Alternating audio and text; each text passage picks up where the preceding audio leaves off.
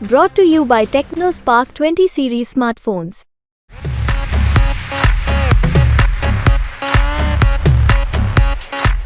जो पैटर्न को मैंने समझा है तो उस हिसाब से कहीं परिवर्तन की जो बयार बह रही है उससे लग रहा है कि परिवर्तन होके रहेगा। नमस्कार, आप देख रहे हैं यूपी तक। कौशाम्बी लोकसभा का 5वां चरण आज मतदान समाप्त हो गया है। हम इस वक्त मौजूद हैं मंझनपुर विधानसभा में। हमारे साथ स्थानीय पत्रकार हैं। आइए जानते हैं कि क्या वोटिंग हुई है, क्या प्रतिशत रहा है। आइए जान लेते हैं कि किन मुद्दों पे वोटिंग पड़ी है और क्या लोगों का रुझान रहा है। क्या नाम है आपका? आफ्ताब आलम। आफ्ताब जी, आज मतदान ख़त्म हो गया है, क्या रुझान है लोगों का? आप फील्ड में रहे होंगे। कौशाम्बी में जो इस लोकसभा में 3 सीटें आती हैं, कौशाम्बी में चायल, सिराथू और मंझनपुर। अब तक का यहाँ पे जो वोटिंग परसेंटेज है वो काफ़ी बेहतर है और सबसे ज़्यादा अभी तक के इतिहास में सबसे ज़्यादा वोटिंग हो रही है। क्या लोगों का रुझान रहा है? आप फील्ड में रहे होंगे, क्या लगा आपको? कौन कितना भारी लग रहा है आपको नज़र में? ज़्यादातर जो मुझे लगा जाति आधार पे चुनाव है। कुछ असर राशन का है। प्रत्याशियों को लेकर के और जात को लेकर के चुनावी मुद्दा जो मुझे ग्राउंड में समझ में आया, जो मैंने ग्राउंड में जाके लोगों से मैंने बात की, मतदाताओं से बात की, तो ये समझ में आया कि प्रत्याशी को लेकर के और जाति को लेकर के चुनाव पूरी तरीके से बटा हुआ है। तो कौशाम्बी में 2 विधानसभा, बाबागंज और कुंडा है, तो क्या लग रहा है वहाँ पे कौन कितना भारी रहेगा? कुछ राजा भैया का क्या ऐसा था?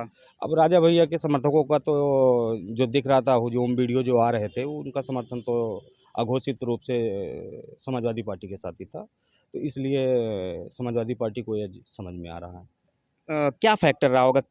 कौन इसमें यहाँ पे जीत रहा है? कुछ ऐसा कुछ अभी जीत और हार के जब तक कि पूरे डाटा ना आ जाए तब तक कैलकुलेशन मुश्किल है, लेकिन जो मैंने फील्ड पे जो पैटर्न को मैंने समझा है तो उस हिसाब से समाजवादी पार्टी को एज है। जी हाँ, इनका कहना है कि समाजवादी पार्टी अभी फ़िलहाल भारी लग रही है। अब वो तो 4 तारीख को पता चलेगा। और भी हैं हमारे साथ पत्रकार। क्या नाम है सर? अभिसार भारती। क्या लग रहा है इस बार?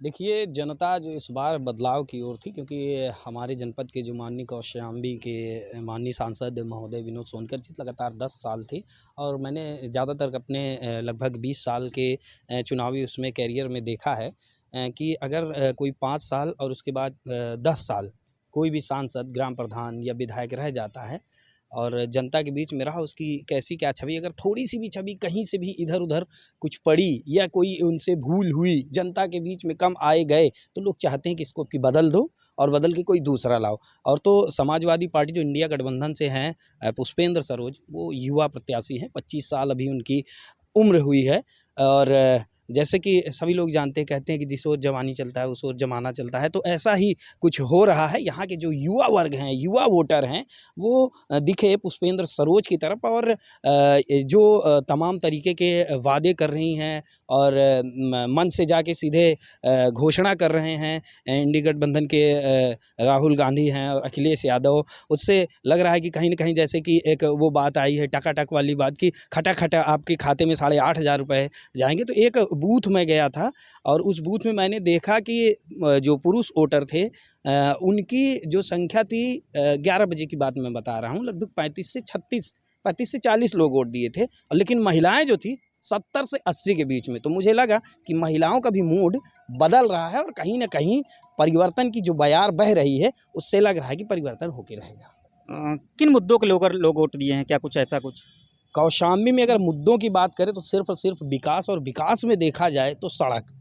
अब मैं सड़क इसलिए बता रहा हूँ कि पिछले हफ्ता भी एक वीडियो वायरल हुई थी जिसमें एक लोहंदा ग्राम पंचायत है, वहाँ पर लोगों ने विकास ना होने के नाम पर वोट का, मतदान का बहिष्कार किया था। फिर एक गांव इधर भखंदा था, वहाँ भी इसी तरीके कुछ लोगों ने किया था। आज की बात बताएं, सिराथू विधानसभा का हिसामपुर माढ़ो गांव है, वहाँ भी सड़क और अन्य मूलभूत सुविधाएं न होने के कारण लोगों ने बहिष्कार किया था। बैरिहा एक भरवारी नगर पालिका में एक वार्ड है, एक मोहल्ला है, गांव है बैरिहा, वहाँ के लोगों ने भी मतदान का बहिष्कार किया था। हालांकि लगभग 3-4 घंटे ये परेशानी चली, प्रशासन को भी झेलनी पड़ी। जैसे ही जानकारी हुई तो वहाँ पर एडीएम और अन्य जो सक्षम अधिकारी थे निर्वाचन से संबंधित, वो लोग गए और उन लोगों ने मनाया। तो यहाँ की जो अगर देखा जाए मुद्दा, तो मुद्दा सिर्फ और सिर्फ विकास। अच्छा, ये बताइए, 2 बार से सांसद हैं, विनोद सोनकर, तो क्या वो काम नहीं किया इसीलिए वो लोगों में नाराज़गी थी, क्या ऐसा कुछ? नहीं, ऐसा नहीं, काम उन्होंने किया है,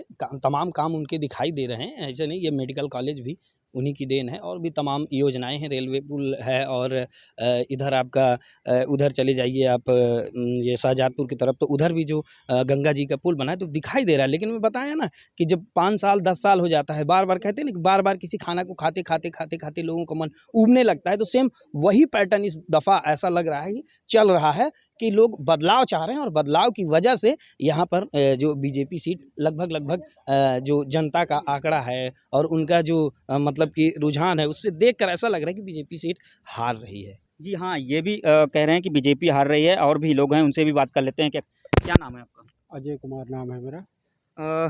आज फील्ड में रहे होंगे आप, जी। क्या लगा आपको, किस मुद्दों पे वोट पे पड़ी आज? फील्ड की अगर बात करें तो कई जगहों पर चुनाव का बहिष्कार हुआ, अफसरों ने समझाया, काफ़ी देर मान मनोबल वाली चीज़ें, लेकिन जो वोटरों से बात हुई है उनका सिर्फ ये कहना है कि वो बदलाव चाहते हैं। विकास के मुद्दे पर हो या राष्ट्रवाद के मुद्दे पर हो, लोग बदलाव चाह रहे हैं। सांसद को बदलना कोई बड़ी चीज़ नहीं थी लोगों के लिए। वो ये चाहते हैं कि सरकार स्थायी बने, स्थिर बने और मजबूत सरकार बने। सरकार किसी की भी बने, क्योंकि 10 साल सरकार को भी हो चुके हैं और सांसद को भी हो चुके हैं। अगर मैं बात करूं बीजेपी की, तो बीजेपी ने पिछली दफ़ा 10 साल पहले जो 2014 के चुनाव में एक अभिनव प्रयोग किया था, विनोद सोनकर को लेकर के आए थे, जबकि ये सीट यहाँ पर पासी बाहुल्य इलाका है, पासियों का ही ज़्यादातर विधायक और सांसद चुना जाता है, लेकिन बीजेपी ने एक अभिनव प्रयोग करके विनोद सोनकर को ले आए। 10 साल के कार्यकाल में उन्होंने काम किए, सड़क पर कुछ काम दिखाई पड़े, लेकिन पिछले 5 सालों में वो जनता के बीच में नहीं रहे। ज़्यादातर टाइम वो चूँकि राष्ट्रीय मंत्री भाजपा के बनाए गए थे, तो ज़्यादातर बाहर विदेश दौरे पर ही रहे, इसलिए जनता के बीच में कम पहुंच पाए। तो लोग इस बात को लेकर नाराज़ थे कि सांसद क्यों उनके बीच नहीं आए, चुनाव के टाइम ही क्यों दिखाई पड़े। दूसरी बड़ी चीज़ ये थी कि एक उनके सामने जो प्रत्याशी है समाजवादी पार्टी का, वो बेहद युवा है, 25 साल 1 महीने उसकी उम्र है। उसको लेकर के भी लोग युवा, खासतौर से जो पहली बार वोट कर रहे हैं, वो अट्रैक्टिव दिखाई पड़े और उसकी तरफ खिंचाव रहा। मुद्दे बेरोजगारी, ज़मीनी मुद्दे, सड़क, बिजली, पानी, इनको लेकर के लोग वोट करने के लिए निकले। तो कुल मिला के ये कह सकते हैं कि बहुत सारी स्थिति साफ़ नहीं है। 4 तारीख को ही मतदाता का जब वोटिंग की काउंटिंग शुरू होगी तब स्पष्ट कहा जा सकता है, लेकिन अभी फ़िलहाल मिला जुला असर है। ये कहा जा सकता है कि दोनों पार्टियों की जो सपा और बसपा है, उनकी धड़कनें बढ़ी हुई हैं। तो मतलब देखा जाए तो टक्कर है दोनों में? जी बिल्कुल, टक्कर सीधे कह सकते हैं कि दोनों के बीच में ही टक्कर है। ये कहा जा रहा था कि बसपा के जो उम्मीदवार हैं वो वोट काटने के लिए आएंगे, लेकिन मुझे ऐसा लगा कि ज़मीन पर जो बसपा का कैडर वोटर था, वो भी कहीं ना कहीं सपा और बसपा के खेमे में बटा हुआ दिखाई पड़ा। जी हाँ, इनका कहना है कि लोगों में बढ़ गए थे दोनों प्रत्याशियों में। तो और भी हैं, क्या नाम है आपका? वाकिफ़ नाम है मेरा। वाकिफ जी, क्या लगता है, आपने फील्ड में रहे होंगे, लोगों से बातचीत की होगी, क्या लगा आपको? ये चुनाव जो पहले चुनाव हुए हैं उनसे थोड़ा डिफरेंट है, क्योंकि पहले चुनावों में पार्टियों ने धर्म की चादर ओढ़ा के पीछे से वोट चुरा ले गए। अब जो है आदमी विकास की बात कर रहा है, मुद्दे की बात कर, अब वो धर्म की बात से ऊब गया है। वो धार्मिक मुद्दे को अब वो निगलेक्ट कर दे रहा है। वो कह रहा है कि हम विकास पे वोट देंगे और विकास जो करेगा उसी करेंगे। जहाँ तक विनोद सोनकर की बात है, विनोद सोनकर ने इसके पहले भी अपने कार्यकाल में गांव को गोद लिया था। जब गोद लेने के बाद भी गांव की स्थिति वही है, गांव की स्थिति बदली नहीं है। तो अब उनके बात पे आदमी कोई विश्वास नहीं कर रहा। अब वो कोई नया चेहरा देखना चाह रहे हैं कि जो नया चेहरा आए और कुछ अच्छा कुछ करे।